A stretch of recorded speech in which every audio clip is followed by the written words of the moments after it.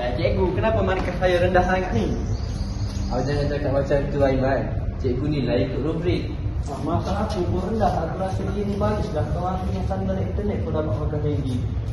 Cikgu ni tengok muka aku baru bagi markah. Banyak tak adil je. Kalau awak semua nak pesan aku tentang cikgu, pergi jumpa pengetua terus.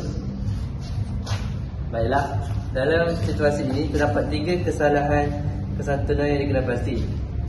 Kesalahan saya ialah kesalahan penggunaan kata. Saya tidak memanggil cikgu sebagai cikgu. Kesalahan saya pula adalah menggunakan intonasi yang tinggi dalam menegur cikgu. Kesalahan saya adalah guna bahasa kasar seperti bias, teruk sangat asalin dari internet tengok muka aku. Baiklah, sepatutnya penggunaan kesantunan bahasa adalah seperti begini. Assalamualaikum Cikgu Punyamin. Minta maaf mengganggu sebentar. Saya nak bertanya tentang tugasan yang saya baru dapat markah tadi. Waalaikumsalam, Bu Chris. Ya, silakan. Apa yang awak ingin tahu? Betul Cikgu.